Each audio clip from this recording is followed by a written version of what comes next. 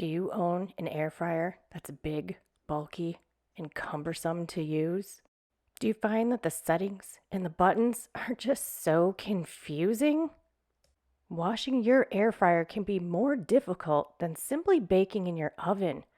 Is it even worth it? Or are you embarrassed to leave it out on the counter for the company to see? Introducing the Dash Air Fryer. With its easy to control settings and a large capacity drawer for all of your fresh foods, it's also easy to clean. Anyone can do it. And it's so beautiful, you don't have to hide it from the company. You can make fresh potato wedge fries and even crispy chicken thighs. So get your Dash today and start cooking right away. Welcome back to Grow With Angie. I hope you liked my funny little infomercial. My sister and I used to do those as kids and present them to my mom, so it was fun and kind of a flashback to doing those with my sister. But as you can see, it is also a review of the Dash Air Fryer. So you're gonna be getting a review as well as a really great air-fried kale chip recipe. And why am I doing this? You guys always ask me, what do you do with your kale? I have a lot of kale back there. And this is one of the things that I love to do is make kale chips. And having an air fryer makes the best kale chips.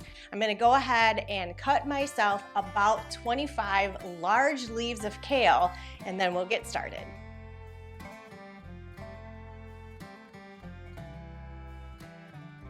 You're buying your kale from the grocery store, I do recommend you rinse it off first. I don't have to do that. I do not have a bug problem at this time, which has been awesome. It's been about 6 months, but because I'm not spraying it with anything, there's no bug sprays or pesticides, this is just perfect the way it is. Now with your Dash, you get this little welcome kit, I guess you can say, and it has a instructional manual inside, and it also has several different recipes in here too. I have also ordered 2 of the Dash cookbooks, which hopefully Amazon will be pulling up the driveway shortly with those, and I'm gonna keep experimenting with it. So far, I'm absolutely in love. I'm not the cook in the family at all. My husband is the cook in the family, but I've cooked more since getting this. What you're gonna wanna do with your kale is actually remove the stem. So we don't want that heavy, thick stem in the kale.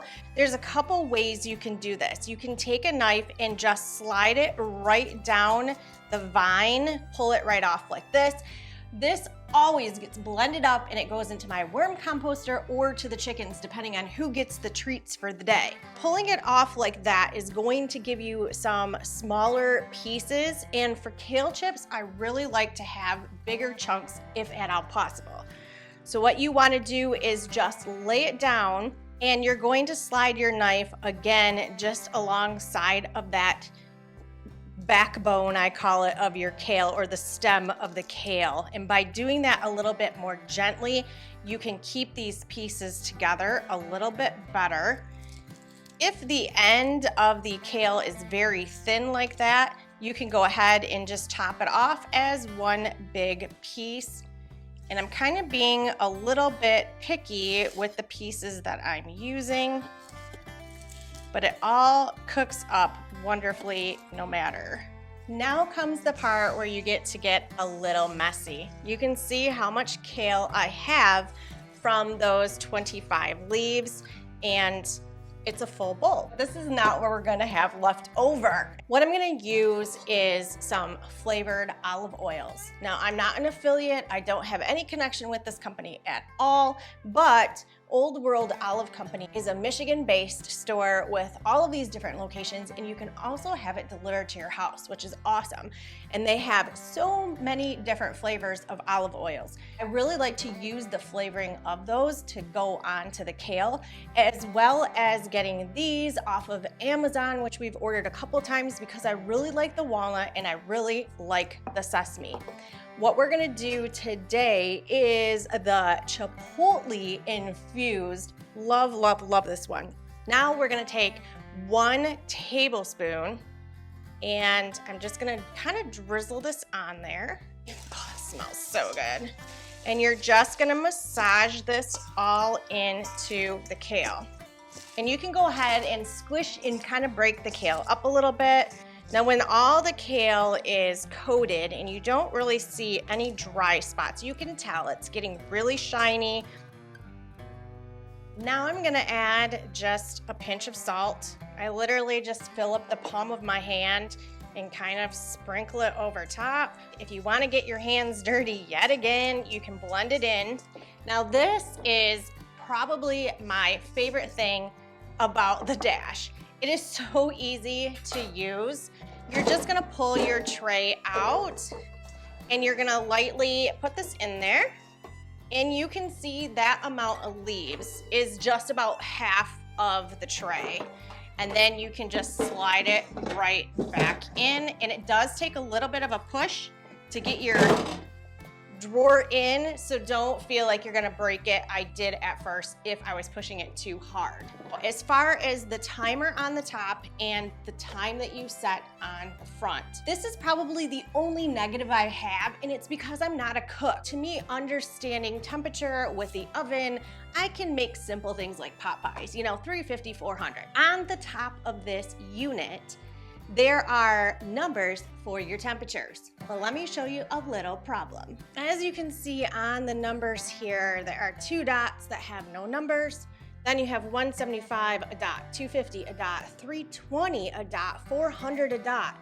So finding what temperature you want precisely can be a problem. If you want exactly 350 or 385, you're gonna kind of be guessing in between the numbers. So I've really just stuck with the numbers that are on here or just a dot in between.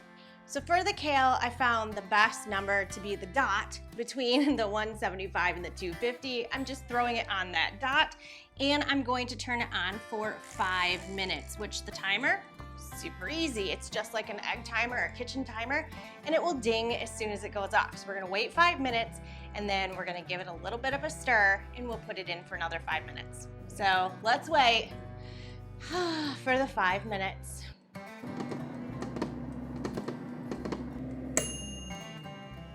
Okay, 5 minutes. Let's go ahead and check them.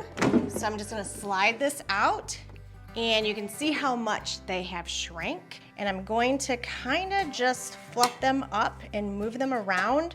There's already some crispy ones.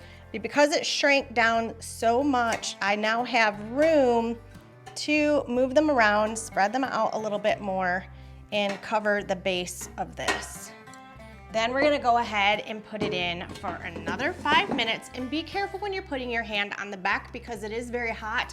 This is where the air vent is. Also, when you have it up next to a kitchen counter or up against a wall of your counter, you wanna make sure you're giving about 6 inches of airflow space for that. So we're gonna go ahead and set it back for another 5 minutes. And we should have some yummy kale chips. I love the design. I love the fact that you can get these in different colors.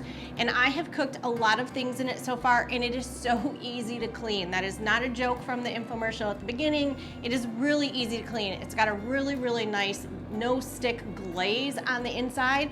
And I actually haven't used soap at all with it. All I'm doing is rinsing it out with water or a rag, putting it under the sink and rinsing it, and everything just rinses right off. This is also the 6-quart size. So these do come in smaller sizes for maybe 1 meal or 2 meals or a family of 4 or 6, but I like that I can put a full rotisserie chicken in this if I want to with all of the fixings of carrots and potatoes. This is one major reason why I grow so much kale, because look at how much I have left. But can you hear that? Can you hear that crunch? And it's almost better than eating a big bag of chips or popcorn when you're watching a movie. And usually this serving size right here doesn't last very long. And you can see with the non-stick, it is very, very clean, and now I can just rinse it underwater. I also love these rubberized mats that are great for pot holders. because you can rinse these things off. I have a whole bunch of these. These are also from Amazon. I will put the link down below. But they have been perfect for setting this on and letting it cool down. Beautiful. It can sit out. I'm proud to have it on my countertop. And I can't wait to get my cookbooks. And if I can find any other great recipes that you guys can use with your gardens, I will let you know. I have tried to do hard-boiled eggs in here. If you have a good time in setting for hard-boiled eggs, please post them in the comments below. I've done it a couple times and my time is not quite right. And maybe it will be in the recipe book as soon as Amazon pulls up my driveway and brings me my cookbooks. I hope you enjoyed this review. Go out and get yourself a Dash air fryer. We'll see you on the next episode.